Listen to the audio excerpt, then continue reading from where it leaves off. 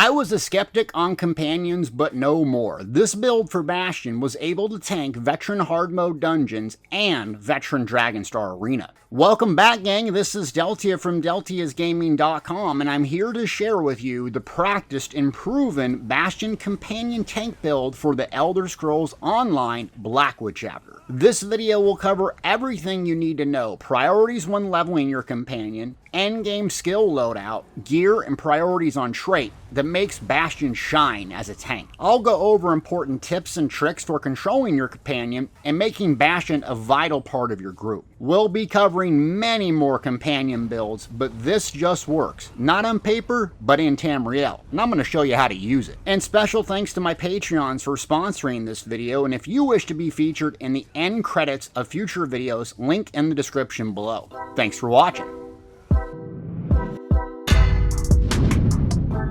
First order of business, why pick Bastion as a tank? Just like real players, Bastion and the other companion Miri come with a class preset. Bastion is your typical magic dragonite, which is perfect for tanking, what I've been using for years. He comes equipped with great self-heal, group heals, crowd control, and useful buffs. Pair this with outside skill lines like Sword and Shield and some of the guilds, he's an absolute monster at soaking up damage and protecting you as a player. So pick up Bastion if you need some help, whether you're soloing or you're doing some of these dungeons and you need just a body. He works great in a pinch, and even veteran hard mode dungeons. Next up, progression. Areas to focus on if you're watching this and you're convinced you want to pick up Bastion as a tank. First thing I would do is, after you get him unlocked, I would pick up multiple gear sets. That way you'll have flexibility when you hit endgame in case you don't want to do just tanking. Meaning, during the leveling process, you're going to want light, medium, and heavy all fully leveled, so when you reach endgame, you can easily swap from tank,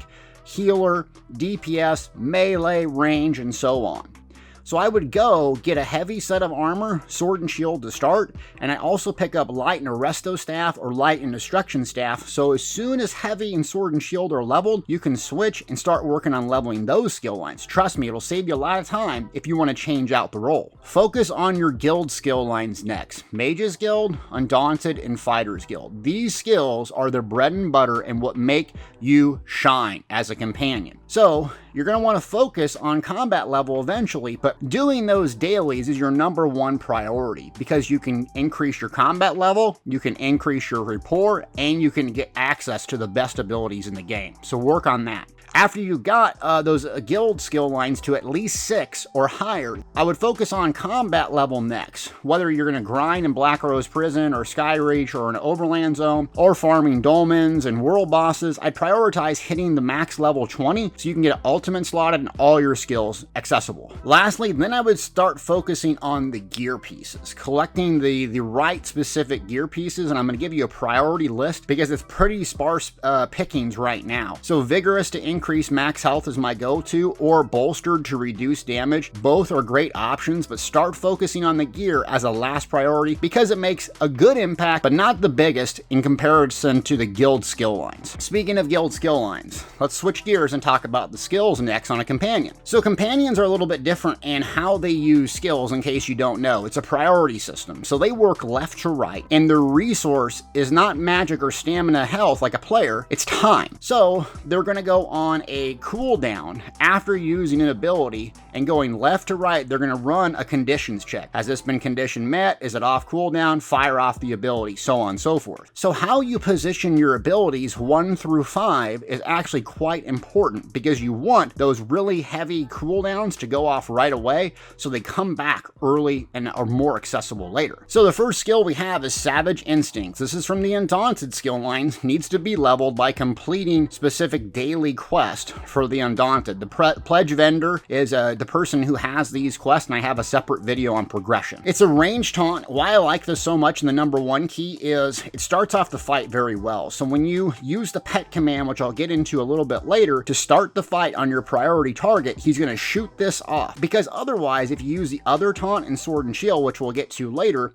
he has to run all the way there, and by that time you might switch targets and he'll be confused and so on. So I'd highly recommend starting the fight off with this in the 1 key. It also provides a useful synergy, just like the Undaunted skill line that a player would use. Companions cannot use synergies, but they can create them. So you being able to fire off the synergy right away add a little extra damage, a little resource sustain for yourself. One of the priority abilities to grab. Crimson Font, I don't know why it's called Font, it should be Fountain. This is next, and basically Blood Fountain for a player. This is insane group utility. So he's going to set it down. Sometimes he sets it before he charges in, sometimes he reapplies it right where you're kind of hovering. Either way, it's going to allow you to use a synergy, getting a nice heal. So it's great for dueling, and that's why I was able to complete some of these veteran hard mode dungeons just with Bastion, and I didn't even have a heal, primarily because of this. Consider this your flex spot, however. So sometimes you might want the chains that Bastion has. Another really useful ability is Crushing Claw. This is like Dragonite Talons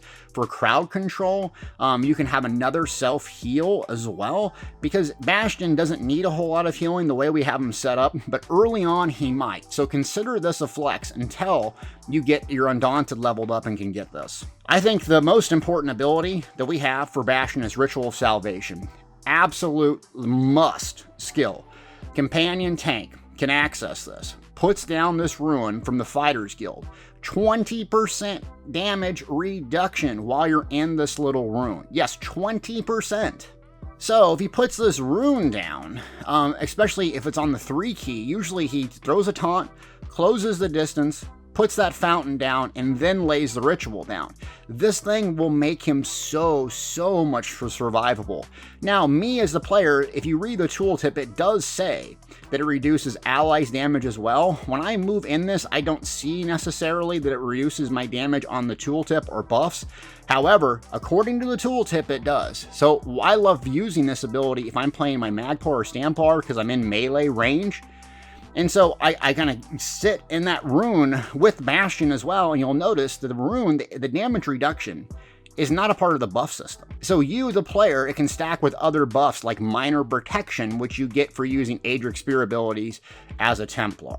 So a little bit of testing to do with this yet, but 20% damage reduction on this rune, game changer. Next, we have another taunt. This is from Sword and Shield, Provoke. It's simple. It's a secondary taunt. The reason I don't run just one is you're going to be changing targets, things are going to die unless you're in a 4-minute boss fight. So having a secondary taunt is really nice because it's going to go 1 through 5, including your ultimate, and it's going to say, oh, is a target taunted, is a target taunted, is a target taunted. Well, Savage Instincts lasts for a very long time, but if it goes through that 4 key and it's not taunted, it picks it up, almost giving you 100% uptime on the taunt, which is very useful. And especially in Bet Dragonstar Arena, just setting him on the priority boss, having him lock them down with a taunt and having a backup is very useful. Next up is Drake's Blood. This is the only heal I have on him. Yes, it's literally the only heal I have on him, and I'll kind of explain why later. So I believe in the Vigorous trait, more health. You can go with the damage reduction and so on, but the reason I like this is Drake's Blood healing is based off percentage health. So if you have a huge health pool, guess what? You get a massive amount of healing. Combine this with a little bit of off heals you have as a player and the damage reduction with the skills that Bastion use, you don't need a whole lot of healing. That's why I just have 1 heal on the bar, and he's still very survivable. The ultimate, Unleash Rage. So we don't have an ultimate choice here, really. This is a useful AoE CC, does some flame damage. It looks pretty cool. The tip I would tell you is I leave this on autocast. So I experimented with it for a while in the user settings and turned off autocast where I can control it, but for some reason the condition wasn't met, so I was sitting there spamming the Y key and it would just pop up, conditions not met, conditions not met. And I think what has to happen for Bastion to proc this is a bunch of people have to be around him, like an AoE, and he's taking a lot of pressure, then I see him use it. So I would just recommend, if you don't want to fuss with it, leave it on autocast. It works really well in a pinch. So those are the skills. Let's switch gears and talk about gear. See what I did there? Very simple setup for Bastion here. So we're gonna go with 7 heavy, and then the Vigorous trait is my priority. So I have a trait priority list. I think Vigorous is the best. I like max health. because it's so easy to heal him and he has so much damage reduction built in. But bolstered, reducing damage taken, is also really good. And then it kind of drops off from there. So cooldown reduction is useful, ability buff and debuff duration, and so on. The list goes on and on. So what I would prioritize is you pick up a white set of gear as soon as you unlock the companion. You can go to the armor and find garment store and Leo in right away as soon as you get them. Throw some whites on. Throw heavy sword and shield whites, you're good to go. This footage that I use tanking Veteran Dragonstar Arena, I was only using green with mix match hodgepodge traits. Yes, this was not min-maxed at all. So I would early on acquire some green gear if you have the gold, or you can farm it and kind of get a hodgepodge mix match of traits. You really want to prioritize moving on from the whites that have no traits to the greens that have some. Even a couple percentage more of health makes a big difference.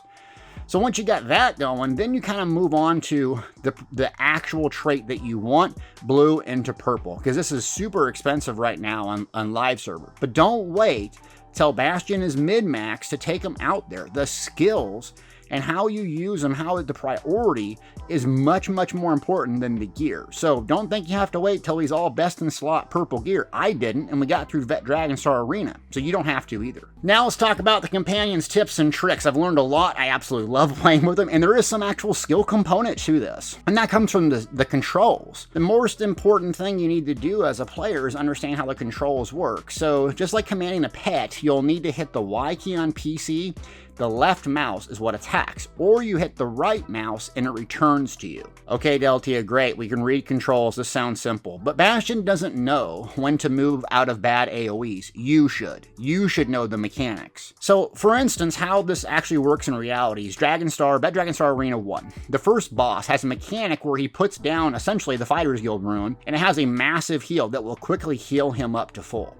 So normally Bastion would just sit there, he doesn't know, oh, I probably should move the boss out of the massive AoE healing thing that's putting him up to 100%, but you do. So the way you do this is, you tell the companion to come back, he gets out of the circle, and then you re-engage the companion. Okay, that sounds pretty self-explanatory, but you're going to have to actually play with this time to time. So if you know mechanics coming up where there's a bunch of red where Bastion is, bring him back. Then reapply the taunt by re-engaging him. It actually works pretty slick. I tried to mess around with the controls and rebind this because I don't like the Y buttons, but more to come on that later. Also, you're going to want to start off combat with Bastion on the priority mob. Remember, this is Elder Scrolls Online. We don't have an AoE taunt that grabs everything and you just sit there AFK. So the primary thing you're going to want to do is pick something that can one-shot players that are not tanks and have Bastion lock that down. So just remember, he's going to have a hard time gaining aggro from character to character to character because he only has 2 taunts essentially. Priority mob, specialty boss, or something that hits the hardest. And then if you do a fully charged heavy attack, remember, Bastion will switch targets. So you have to be careful on who you as a player are targeting, otherwise he'll bebop around all the place. Now, if this is a single target fight, really simple stuff here, but it gets more complex if there's adds, bosses, mini bosses, and so on. Companion synergy, I've said it already, but companions can provide synergies, they can't use them. That's why the Undaunted skill line is so vital for the companion, is a must have. The damage reduction skill for Bastion allows him to be very tanky without massive healing, so this is my favorite skill line for companions. And then you, the player, is going to need to provide a little bit of off healing. So every class or combat style has some type of healing. On my Magpar that you're seeing in this video, I use what's called Purifying Light, which puts a small pool of healing every 2 seconds at the base of the mob that it blew up at. So that's very useful because it just has a little bit of splash healing for Bastion, enough along with his other skill to keep him up most of the time. My Stamplar, I use Echoing Vigor. So that's the Alliance War skill line, and it's the morph that applies to allies. So it's a splash heal with a decent radius that's going to heal you and Bastion. Those 2 things alone can keep him up no problem. Every class has this. Magic Sork has the Twilight Pet. Magic Nightblade has Funnel Health, and so on. So whether you're a stand build, go with Echoing Vigor, or if you're a magic build, almost every little thing in the magic skill line has some type of off healing, or you can always pick up a Resto Staff, or swap out an ability, that number 2 ability, swap it out for another heal or shield. So trust me, slotting an off heal for you will have a lot more utility for Bastion. But make him your own, gang. This is really important. I want to stress this. These are my tips and tricks and my build, but ultimately, It's up to you to change this, use this as a template to fit your playstyle. Try things outside of the box and meta ideas. Companions are an absolute riot. I was totally a skeptic, but I'm having so much more fun, and I haven't even min-maxed this guy yet. Wait till I get to Miri and do the DPS and healers and so on. I think we can push companions. They will improve and have improved drastically from when I first played them on the public test server. So you'll be surprised at just how effective they can be. I appreciate you watching this video. Much more companion content to come, as well as other player builds and the normal stuff that we see on Deltiasgaming. Thanks for watching.